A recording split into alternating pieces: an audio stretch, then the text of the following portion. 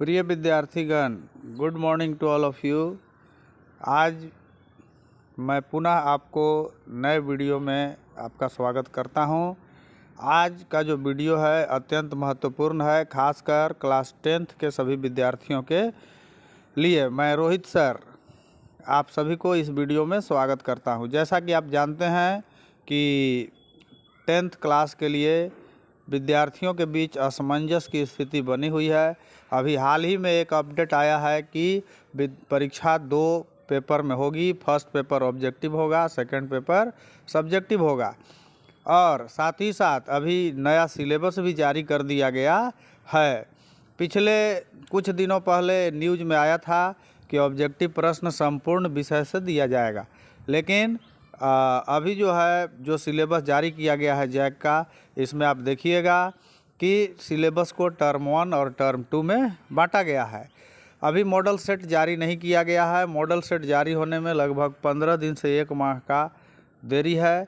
जब model set जारी होगा तो स्थिति और स्पष्ट होगी, लेकिन जो सिलेबस अभी जारी किया गया है इसको हम लोग ध्यान से समझेंगे, उसका समीक्षा करेंगे। इसमें आप देखिएगा कि सिलेबस टर्म 1 और टर्म 2 दो भाग में जारी किया गया है। मेरे अनुसार टर्म 1 की जो सिलेबस है उसमें ऑब्जेक्टिव प्रश्न पूछा जाएगा, और टर्म 2 में जो है उससे सब्जेक्टिव प्रश्न पूछा जाएगा, और इसी के अनुसार अभी आप लोग तैयारी करें। बाद में अगर कोई परिवर्तन होता है तो नया अपडेट मैं पुनः आप लोगों के लिए अतिशीघ्र उपलब्ध कराऊंगा।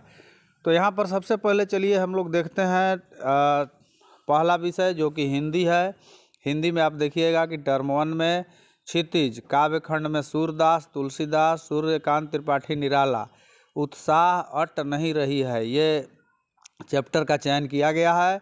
गद्य खंड में स्वयं प्रकाश, राम वृक्ष बेनीपुरी, यशपाल और कृतिका जो एक बुक है उसमें माता का अंचल और जॉर्ज पंचम की नाक। वही टर्म 2 का जो हमारा सिलेबस है इसमें आप देखिएगा क्षितिज में काव्य में नागार्जुन, यह दंतुरी मुस्कान, फसल गिरजा कुमार माथुर, छाया मत छूना, ऋतुराज का कन्यादान और मंगलेश डबराल का संगतकार। और गद्य में सर्वेश्वर दयाल सक्सेना, मधु भंडारी, यतीन्द्र मिश्र, और कृतिका में साना साना हाथ जोड़ी। और इसके अतिरिक्त व्याकरण है, इसे आप तैयारी करेंगे। सिलेबस टर्म 1 में जो है इसमें ऑब्जेक्टिव के तरफ आप ज़्यादा ध्यान दीजिएगा। इसी तरह से हम लोग आते हैं अगला विषय जो कि संस्कृत। संस्कृत के लिए भी 2 पार्ट में टर्म 1 और टर्म 2 में सिलेबस जारी किया गया है।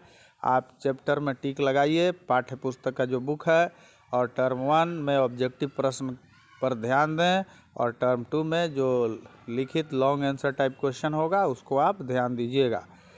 इसी तरीक़ा से हम लोग आते हैं मैथमेटिक्स। अगला विषय हमारा मैथमेटिक्स है। इसमें देख रहे हैं पहला वास्तविक संख्या टर्म 1 के लिए, बहुपद, 2 चर वाले रैखिक समीकरण, एपी समांतर श्रेणी, त्रिभुज, वृत्त और वृत्तों से संबंधित क्षेत्रफल। और टर्म 2 परीक्षा के लिए द्विघात समीकरण, क्वाड्रेटिक इक्वेशन, कोऑर्डिनेट ज्योमेट्री, निर्देशांक ज्यामिति, त्रिकोणमिति और त्रिकोणमिति का परिचय, रचना, फिर पृष्ठीय क्षेत्रफल तथा आयतन, और उसके बाद सांख्यिकी लेसन 14 और प्रायिकता लेसन 15। इस तरीक़ा से बांटा गया है। अब हम विज्ञान विषय में आते हैं।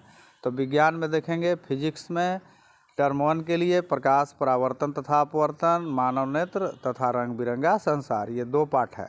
टर्म 2 के लिए विद्युत, फिर अगला चैप्टर विद्युत धारा का चुंबकीय प्रभाव, और तीसरा है ऊर्जा के स्रोत।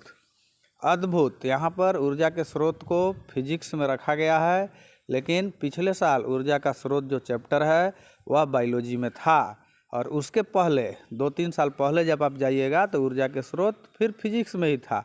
इस तरह से यह चैप्टर ऊर्जा का स्रोत पेंडुलम की तरह इधर उधर डोल रहा है, कभी फिजिक्स में तो कभी बायोलॉजी में। केमिस्ट्री का सिलेबस देखते हैं।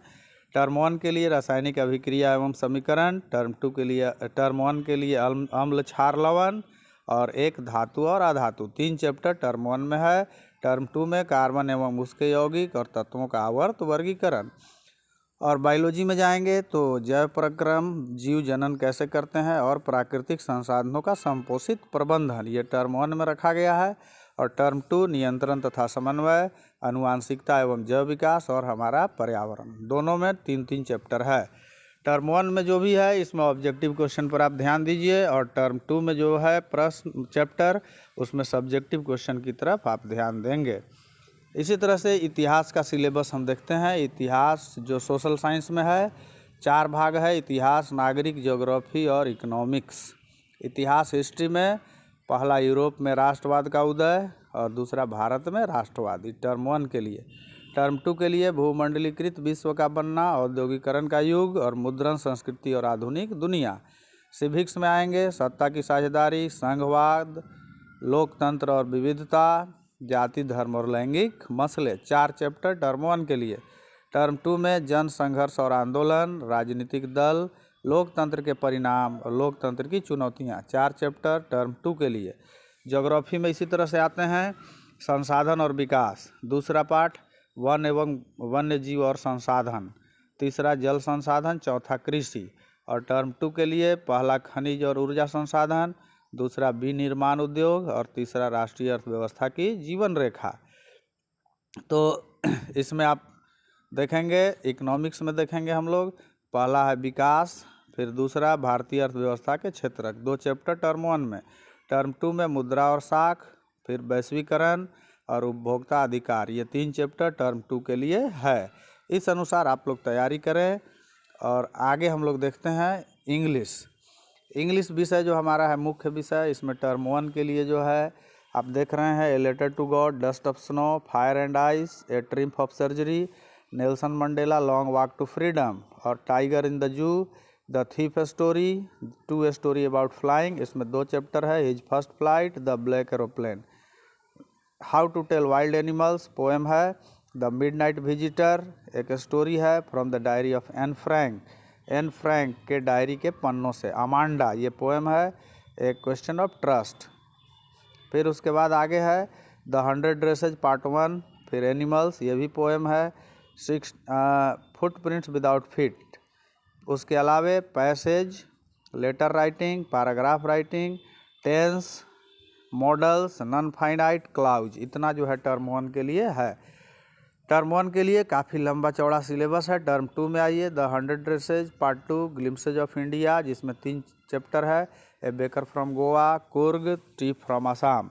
उसके बाद आते हैं 3 द ट्री, पोएम है, मेकिंग ऑफ साइंटिस्ट, फिर मिजबिल द ऑटर, फॉग भी एक पोएम है, the necklace, madam rides the bus, ये सब स्टोरी है, the tale of Custard the dragon, ये पोएम है, the hack driver, sermon at Banaras, for an Gregory, ये भी एक पोएम है, फिर भोली है, फिर अगला chapter proposal, the book that saved the earth, ये भी एक कहानी है।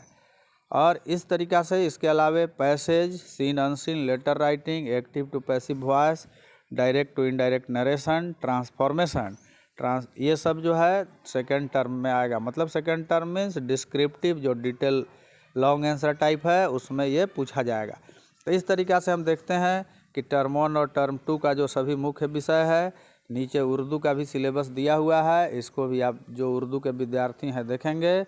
और हमेशा अभी इस तरीक़ा से तैयारी करें कि टर्म 1 में जो सिलेबस दिया हुआ है उसके लिए ऑब्जेक्टिव प्रश्न हम ज़्यादा ध्यान देंगे, और टर्म 2 में जो सिलेबस है उसके लिए डिस्क्रिप्टिव जो पेपर 2 रहेगा उस पर ध्यान देंगे। अगर इस तरीक़ा से आप तैयारी करेंगे तो निश्चित रूप से आपको अच्छे अंक प्राप्त होंगे। अंत में मैं आप लोगों से आग्रह करता हूं कि यदि आपको यह वीडियो अच्छा लगा तो आप इसको लाइक करें, सब्सक्राइब करें और अधिक से अधिक शेयर करें। धन्यवाद।